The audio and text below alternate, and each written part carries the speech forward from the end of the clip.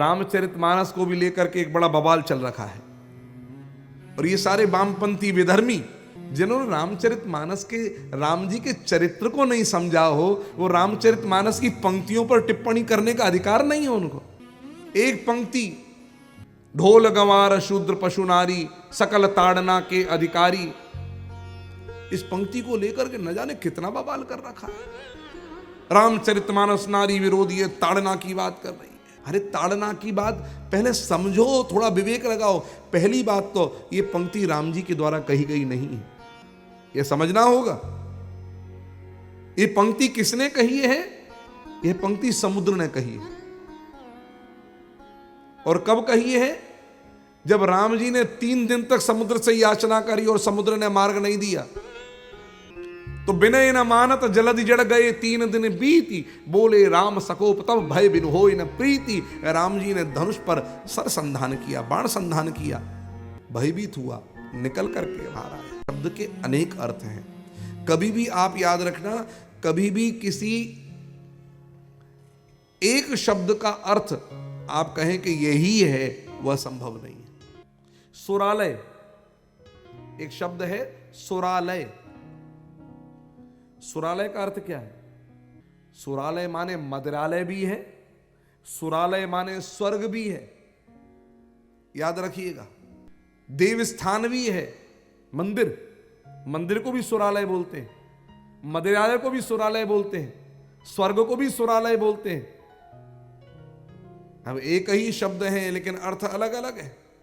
सुर माने देवता,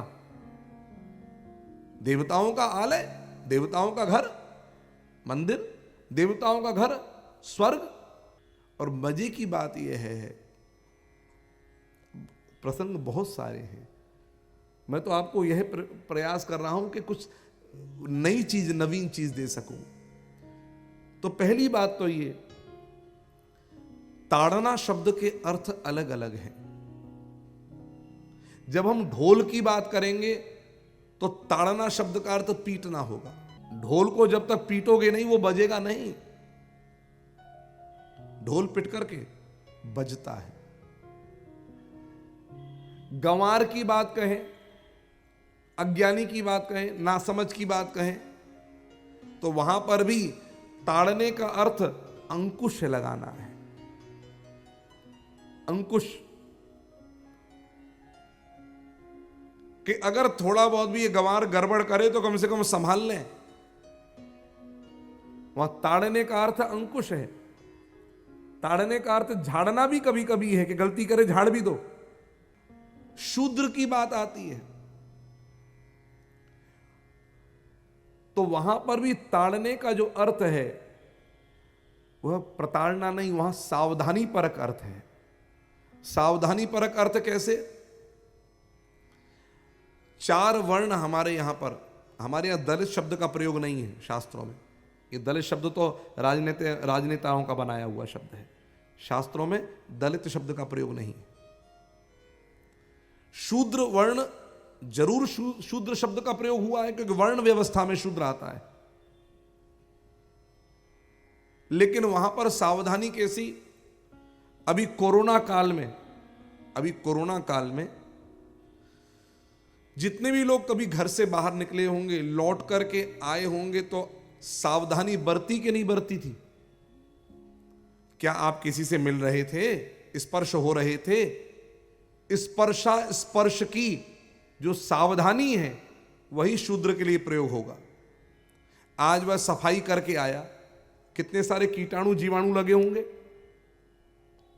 हमारी अम्मा तो यहां तक सावधानी की बात करती, अगर अपने हाथ से आपने मुंह में कछू खाया तो हाथ झूठा है कि नहीं? अब आपने वही हाथ से हैंडल खोलो, दरवाजे को पकड़ो, तो दरवाजा को हैंडल भी झूठो है गयो। सावधानी की बात है।